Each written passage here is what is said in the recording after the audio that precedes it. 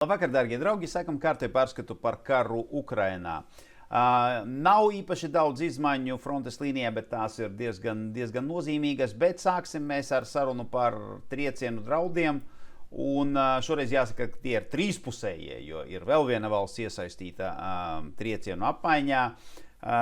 Par ko tad arī parunāsim pašās beigās, bet mēs redzam paziņojumus no Krievijas ārlietu ministrijas.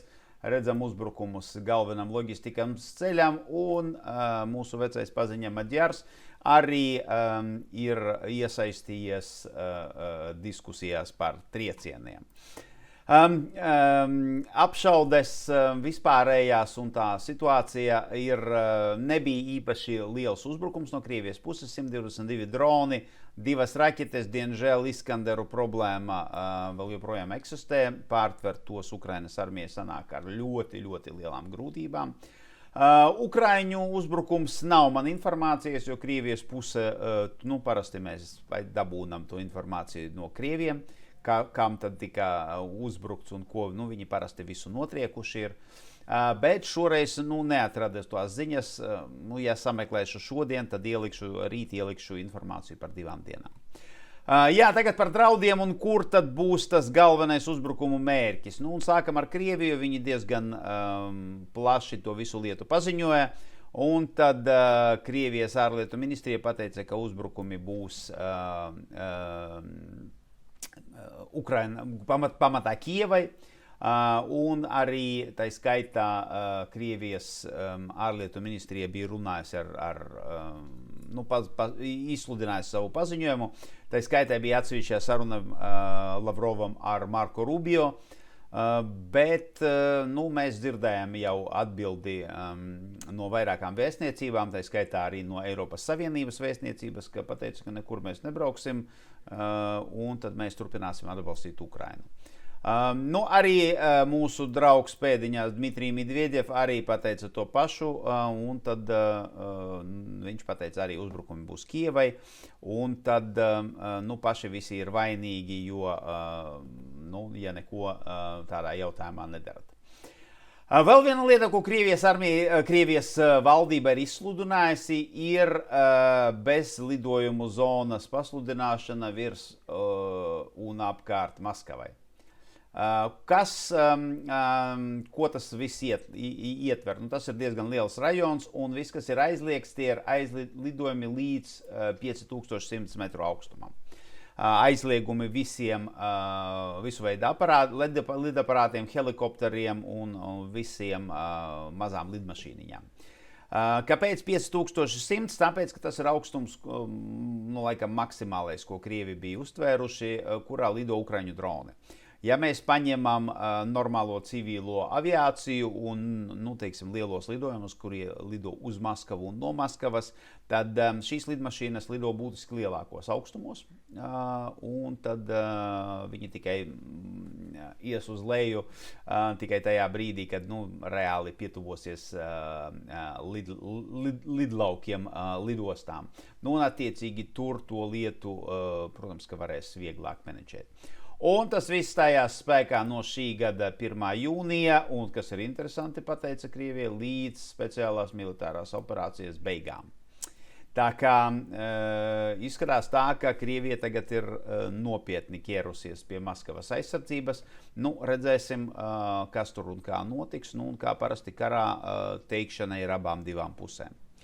Ukraiņu fokus acīm redzami būs apgādes ceļi, M14, H20 ceļš, un šodien mēs arī vakar un iepriekšējās dienas mēs redzējām arī uzbrukumu Luhanskā un arī Daņetskas apgabalos, tā kā šie uzbrukumi dienvidos turpināsies, un jāsaka tā, ka arvien vairāk un vairāk krievu blogeri sāk tādas uztraucošas ziņas par šiem uzbrukumiem izplatīt, jo tas pagaidām nav aizgājis līdz kritiskam līmenim, bet mēs redzam, ka Ukraiņi palielina savus uzbrukumus tieši šim ceļam, un tas nevar neatstāt ietekmi uz Krievijas loģistiku un vispār uz Krievijas operācijas dienvidiem. Tāpēc viens no variantiem, par kuru tiek runāts un dažādu analītiku vidū ir tas, ka ja Krievija nevarēs normalizēt savu situāciju šeit uz šī apgādes ceļa, patiesībā uzbrukumus dienvidos viņiem vajadzēs apturēt, un viņiem tad būs jāpāriet uz uzbrukumiem ziemeļos. Un, tas ir ne tikai apdraudējums Sumai un Harkivai, tas patiesībā ir apdraudējums arī Kijevai. Tā kā redzēsim, kā tā situācija attīstīsies. Pagaidām Ukraiņi pa lēniņam savus mērķus šeit sāk sasniegt. Ir divas ziņas no labiem trāpījumiem iepriekšējās dienas. Viens no 15. māja Rjazaņai, otrs no trāpījumiem Jaroslavļai. It īpaši tāds veiksmīgs ir trāpījums Jaroslavļai.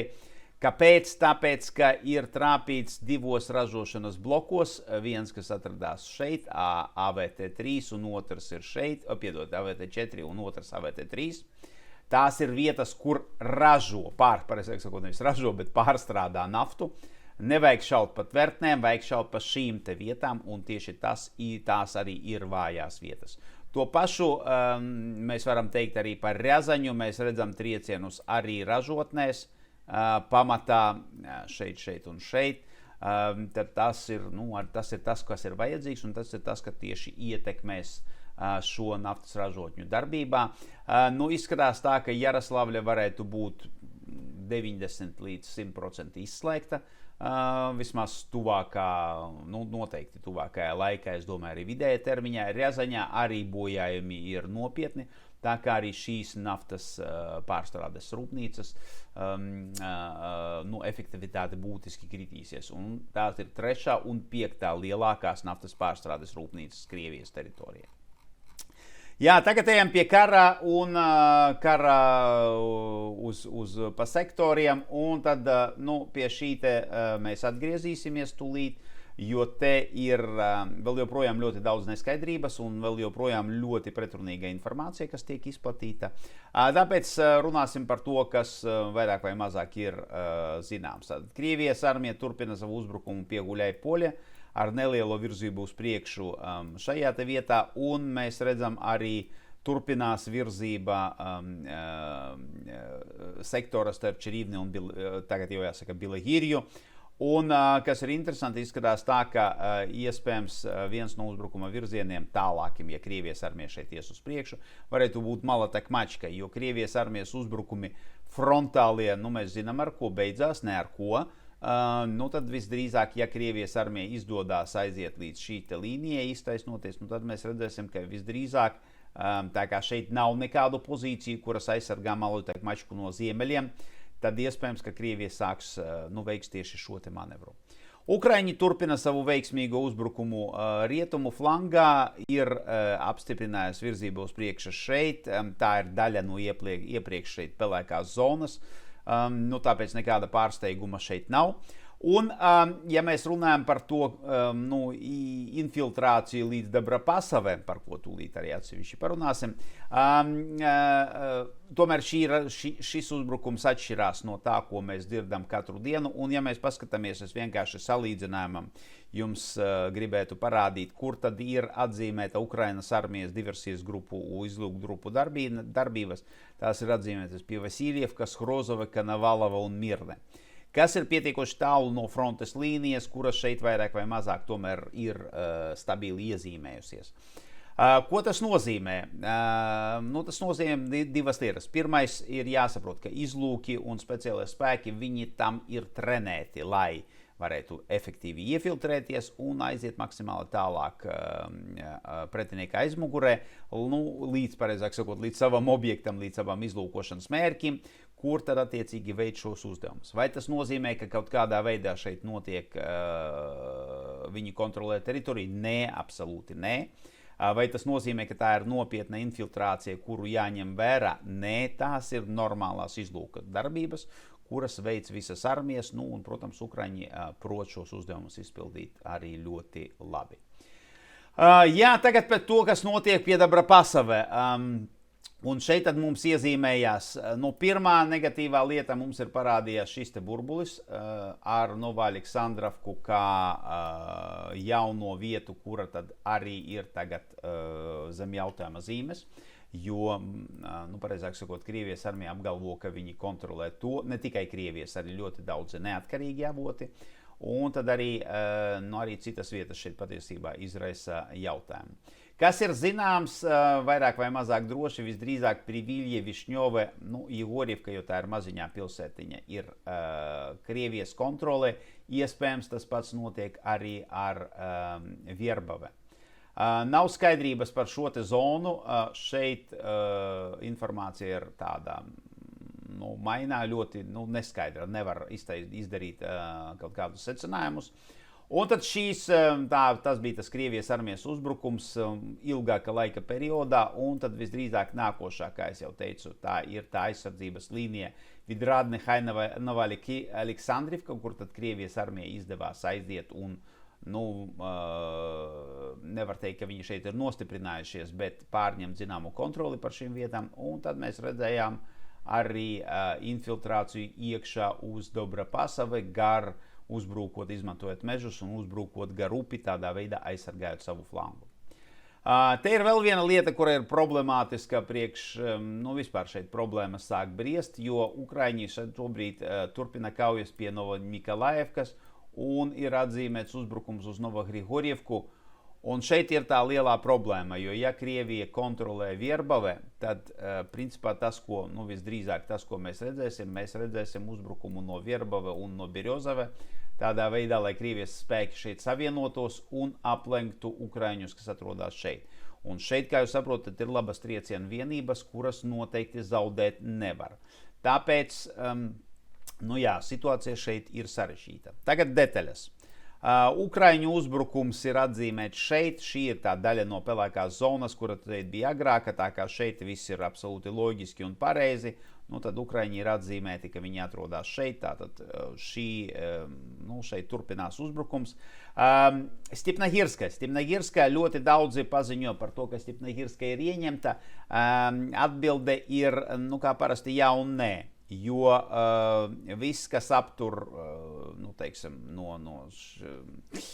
statusa maiņu šī pilsētai, pamatā ir šī pozīcija, kura tad atzīmēta šeit. Tas ir tāds daudz stāvu māju rajons, kas atrodas šeit, kurš kontrolē teritoriju gan uz leju, no šīm te pozīcijām līdz daudz stāvu mājām, un tad attiecīgi arī teritoriju uz augšu no šīm te mājām uz Stepnagirsku. Un šī pozīcija ir Krievijas armijas rokās. Tas arī ir apstiprināts. Un tāpēc, kamēr tā nav ieņemta, Stepnagirska nav ieņemta. Tāpēc tā galvenā kauja šobrīd un tā visa bremzēšana notiek tieši šīs te pozīcijas dēļ. Un tad jāsaka tā, ja Ukraiņiem izdodas ieņemt šo pozīciju, principā Krievijai būs jāatkāpjas līdz Kamjanski. Jo nekādas labas aizsardzības pozīcijas, kur var aizskerties, šeit Krievijas armija vairāk nav. Jā, tagad izmaiņas. Un tad vakar es nebiju atradis šo te komentāru, tad tā ir tā ziņa, kuru principā tagad tiražē absolūtais vairākums cilvēku, arī strādā ar atvērtiem resursiem. Un tad es neatradu, kas ir pirms avots. Pirmais, ko es atradu, bija laikam Surijak. Un tad tas, par ko viņi runā. Viņi runā par to, ka vispirms tika ieņemta Ribne. Ribne, atceraties, bija daļa no pelēkās zonas šeit. Un pēc tam vienlaicīgi Privilje, Višņova un Vierbave. Privilje, Višņova un Vierbave. Jehorivka nav minēta, jo tas ir maziņš ciems, kas nozīmē tas, par ko es runāju, ka Krievija visdrīzāk kontrolē šo teritoriju. Šis te flanks nav atzīmēts, tāpēc šeit arī ir tā pelēkā zona izveidojusies. No turienes uzsākās vairāki uzbrukumi Novaleksandrivka, Hai, Vidradne. Vidradne, Hai, Novaleksandrivka. Un klātbūtne, viņi saka, ir minimāla, bet pamatā tas ir Krievijas kontrole, nevis Ukraiņu kontrole ir atrodas šeit. Un no turienes viņi sasniedza Vovčes upi un Dobrapasave apkaimi, kas kā vēlreiz tādā attiecīgi lavoties pa mežiem gar upi, izmantojot to kā flanga aizsardzību savai vienībai, aizgāja līdz Dobrapasave. Un par Dobrapasave šobrīd nevar pateikt, vai Krievijas armija tur ir nostiprinājusies, tā ir taisnība. Bet tas, ka viņi tur bija un pietiekoši lielā skaitā, lai to vienkārši pateiktu, ka tās ir pāris diversijas grupas, kuras neko nenozīmē. Nu, laikam tik vienkārši un tik gluži to visu lietu pateikt nevar. Jā, kā es jau teicu, tad jaunā vieta, kura parādījās kā pelēkā zona, tā ir Novaļiksandrivka un arī Vierbave. Un šeit tas, ko mēs redzam, Krievijas armija uzbruk gar aizsardzības līniju, mēģinot atgūt kontroli par to. Nu, un principā tātad Krievi kontrolē lielāko daļu Birjozeve, un ja viņiem izdodas sakoncentrēt savus spēkus arī šeit, tad, nu, principā tā ir tā problēma, jo ilgāk un tālāk Ukraiņi uzbruks šeit, jo lielāks viņiem ir iespējas nonākt tieši aplenkumā. Tāpēc par kaujām šeit vēl ir ļoti jāpadomā, vai tās ir jāturpina, vai jāsāk atkāpšanos un nokoncentrēties, piemēram, uz Stjepava aizsardzības, nu un tad attiecīgi mēģināt uzbrukt jau Krievijas flangiem. Ukrainas puse zīmē pilnīgi citu bildi. Es paņēmu jums Deep State un LifeMap.ua, nu, divi tādi, laikam, zināmākie portāli. Tas, ko mēs šeit redzam, viens parāda, ka Krievu vispār nekur nav, ne Dabrapasave, ne Novaļiksandrivkā, ne Vidradne, ne Hajā. Un tad vispār šeit ir tikai neliela zona, kura skar Višņovi un Daņilivku. Otrajā kartē gan situācija ir savādāka, Daņilivka un arī Astapjevskie tiek rādīti kā Krievijas rokās, Krievijas kontrolē, bet tas pats ne Vidradne, ne Haja, ne Novaļiksandrivka, protams, nav, vispār pat nav pelēkā zona, un par Dabrapasavi vispār nav nekādas runas. Nu, es domāju, ka tas situācija, kas ir šeit atspoguļota, diemžēl neatspoguļo reālo situāciju. Un nu, pēc pāris dienām mēs to redzēsim, bet situācija ir šeit sliktāka priekš Ukrainas armijas nekā šīs kartes mums rāda. Dienvidos, jā, mums vēl joprojām nav atbildes par Ziļiene, kādā tad veidā Ukraiņi līdz šejienei ir tikuši. Tagad ziņojumu par kaujām šeit jau ir mazāk, bet nu, jautājumu vienalga vajag atrisināt, saprast, kas tad šeit bija noticis un vai notiek vēl joprojām. Un tad pie Huļai-Piļskie Krievijas armija turpina uzbrukumu te, un tad šis ir tas jaunā pelēkā zona, kas parādījies pie Čirivne un Bilehirju. Un šeit, kā jūs saprotat, tas, ko Krievijas armija grib izdarīt, viņi grib iztaisnot frontes līniju te. Nu, un tad attiecīgi tālāk ar kombinēto uzbrukumu virzīties gar pirmo aizsardzības līniju, un tad šeit uzbrukt viens virziens būtu Červona Kriņica, un otrs virziens būtu Malota Kmačka. Kā jūs redzat, nekas neaizsargā Malota Kmačku no ziemeļiem, tā kā visdrīzāk Krievijas armija šeit mēģinās veikt šo te manevru, vienlaicīgi, protams, ka ejot frontālā uzbrukumā uz Malota Kmačku. Jā, tālāk nākošā mums izmaiņa arī, diemžēl, nu pagaidām labi, ka ir tikai pelēkā zona, bet Krievijas armijas diezgan liela virzība uz priekšu pie Kastaņķinovkas. Un tad es gribēju paskatīties, kas tad aizsargā Kastaņķinovku. Milzīgs spēks šobrīd aizsargā Kastaņķinovku. Šīs ir Ukrainas armijas vienību ikonas. Es pat nesāku viņas visas sadalīt pa nosaukumiem un pa vienībām, bet šeit visa kā ir ļoti daudz. Visu to darbību atbalsta divas artilērijas brigādes, vairāk nekā pietiekoši. Atbalsta vairākas dronu vienības, kur tad mums tās ir. Nu, te ir un ļoti daudz arī mehanizētu un kājnieku vienību, tā kā spēki šeit ir sakoncentrēti lieli. Diemžēl pagaidām Krievijas armijas uzbrukumu apturēt neizdodas. Iepriekšējā dienā mainījās divas kategorijas, šī te kabata un šī te kabata tāds lielais frontālais uzbrukums. Iespējams, no šīs te lietas atceraties, vakar es stāstīju, ka Ukraiņi šeit var tikt aplenkti. Nu, cerēsim, ka viņiem izdevās atkāpties, bet mēs redzam, ka Krievijas armija virzās uz priekšu Kastaņķinovkā. No pozitīvām ziņām Novadmitrivka un šī te teritorija pārgāja pelēkās zonas statusā no Krievijas armijas kontroles, tāpēc, ka Ukraiņi vēl turpina pretoties Novadmitrivkā. Visdrīzāk Novadmitrivkā ir tāda pati situācija kā Malačarivkā, Un tad Krievijas armijas uzbrukumi šeit ir apējot pretestību Novadmitrivkā no viena virziena un visdrīzāk arī no otra virziena uzbrukot no dienvidiem, no tām pozīcijām, kuras viņi jau daudz labāk kontrolē nekā Novadmitrivku un Malačarivku. Slavianskas virziens šeit pēc kaujas atjaunošana Miņķivkā ir pozitīvas ziņas par šo te sektoru. Atceraties, šeit pāris dienas atpakaļ bija uzbrukums Nikiforovkai. Tagad mums ir rezultāti un Krievijas armija ir zaudējusi Lipivku. Ukraiņiem izdevās atbrīvot šo te mazo ciemu, un tas nozīmē, ka Ukraiņi šeit nav uz iznīcināšanas robežas. Viņi šeit pietiekoši labi tur šīs pozīcijas. Viņiem izdevās atbrīvot Lipivku, un tagad mēs redzam arī uzbrukumu uz Nikiforovku. Tā kā, šeit iespējams tas arī parāda to, ka kāpēc Krievijas armija šeit nav nekādas straujas virzības uz priekšu. Ir pozitīvas ziņas arī no Limanas mums, bet sāksim no tā galvenā uzbrukuma, kas nāca no ziemeļiem. Šeit kaujas notiek Piritka, Dubaka, Ciriņivkas, Novomihāļivkas un, protams, ka Nove. Galvenais Ukraiņu uzbrukums ir Nove, viņiem ir jāaiziet līdz Šandrigalove, tas ir viņu mērķis. Pagaidām kaujas ir iestrēgušas, bet Ukraiņi cenšas, un mēs redzam, ka cerēsim, ka viņiem izdosies ieņemt kādu no šīm te apdzīvotām vietām. Galvenā no tām priekš Ukraiņiem ir tieši Nove. Ir pozitīva izmaiņa šeit, kur tad ne tikai Ukrainas armija izdevās pavirzīties uz priekšu, bet viņi jau aizgāja līdz pat Zarične, kas ir otrs Ukraiņu mērķis šajā te kaujā par Limanu. Un vienlaicīgi, tas bieži mēs to redzējām, mēs redzam, ka Krievijas armija un Ukrainas armija strādā paralēlos visumos. Vieni uzbruk vienā virzienā, turpat blakus otri uzbruk otrā virzienā. Bet Krieviem nekādas virzības uz priekšu nav.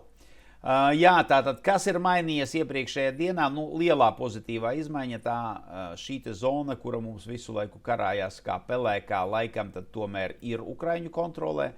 Kāpēc? Tāpēc, ka Ukraiņi ir iebrukuši Zarične, un mēs redzam, ka viņi diezgan aktīvi paplašina savu kontrolēto zonu šeit. Krievijas armija mēģina uzbrukt šeit, aiziet atkal līdz Limanas ziemeļu nostūrim, bet tur pagaidām viņam nekādas virzības uz priekšu nav. Tā kā pozitīva izmaiņa, un tas nozīmē, ka Ukraiņiem šeit ir būtiski spēcīgākas pozīcijas nekā mēs domājam. Ja jūs uzprasītu mani, es teiktu, ka pirms uzbrukt Zarične vajadzētu tikt galā ar Stavki un ar šo te aizsardzības līnijas atgūšanu. Vienlaicīgi, ja jums ir spēki, jūs varat darīt divus uzdevumus paralēli. Redzēsim, kā tā situācija šeit tālāk attīstīsies. Kupianskas virziens šeit mums nav izmaiņu, bet ir skaidrība ienākusi pāris lietās. Tad šajā trīsstūrī, kur Krievi veido bufer zonu, tad ir kaujas atzīmētas pie Hrimivkas un Karačine. Ziemeļos tālāk Adradne vēl joprojām nav skaidrības, vai Ukraiņi to zaudē pilnībā, vai kaujas Adradne vēl turpinās. Un tad noskaidrojas situācija pie Barovas. Šeit ir atzīmēts Krievijas armijas uzbrukums uz Novoplatoņivku, kurš tika atsists, tā kā šeit Krievijas armija tikt uz priekšu neizdevās.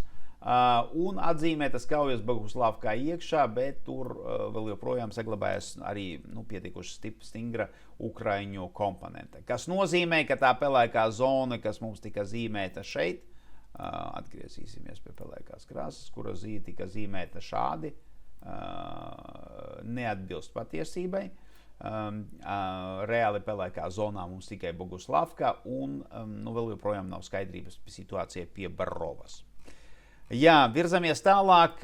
Sumi virziens šeit Krievijas armija atsāka atkal uzbrukumus šīm te otrajai aizsardzības līnijai, kur ir tā ķēde no dažādām mazām apdzīvotām vietām. Šoreiz kaujas notika pie Pisarjevkas un pie Volžanske. Diemžēl otrajā flangā nav tik labi. Krievijas armija šķērsoja Pseolu upi un pēc Mirapiljas ieņemšanas uzreiz ieņēma arī Zapsilju. Un ir izmaiņa arī dienvidu flangā. Šeit pēc ilgākām kaujām ir kritusi Rjasne. Tad izmaiņas ir šādas. Tad šis ir Zapsilja, tātad pāri upei viņi ir tikuši vairākās vietās un tad turpina savu ieņēma Zapsilju. Nu, un skaidrs, ka nākošais viņu uzbrukuma mērķis ir Velika Ribica. Otrajā flangā ir ieņemta Rjasne, un šeit no visas šīs līnijas, kur tad tās buferzonas, ko šeit veidojās, pagaidām nav skaidra situācija tikai pie Stjepoka, un Turija ir Ukraiņu rokās. Tātad, iespējams, ka vispirms Krievijas armija mēģinās atrisināt jautājumu ar šīm divām apdzīvotām vietām, lai varētu uzbrukt plašā frontē. Iespējams, ka viņi to nemaz negaidīs un uzbruks uzreiz, un tad nākošais viņu mērķis ir šī ciemu līnija un galvenais ceļš, kas viņus ved uz Sumi. Tā kā šeit viss ir atkarīgs no tā, cik daudz Krievijas armija šeit būs spēkus un ko Ukraiņi varēs šeit likt viņiem pretī. Pagaidām virzība nav nekas kritisks un nav nekas tāds riktīgi apdraudošs, bet mēs redzam, ka Krievijas armija šeit pakāpeniski izlīdzina frontes līniju un mēs varam sagaidīt to, ka tas uzbrukums tuvākā laikā turpināsies. Jā, tagad par apšaudēm un par trešo zonu, un šoreiz ir ziņa no Maģara, visiem labi pazīstama. Un tad viņš pateica, ka Ukraiņi identificēja 500 iespējamos mērķus Baltkrievijas teritorijā. Un tad Baltkrievim ir jābūt gatavam, ka tad trieciens pa šiem objektiem notiks gadījumā, ja viņi iesaistīsies kaujas darbībā. Laikam jau ļoti tuvu tam, to, ko es jums stāstīju jau kādu laiku atpakaļ. Un vēl ir, starp citu, vēl viens ļoti interesants aspekts, par kuru mēs kaut kā nebijām runājuši. Tie ir tie droni, par kuriem Krievija saka, ka tie tiek palaisti no mūsu teritorijas. Ir cita valsts, kura ir ļoti cieši iesaistīta šo dronu darbībā, un tā ir Baltkrievija.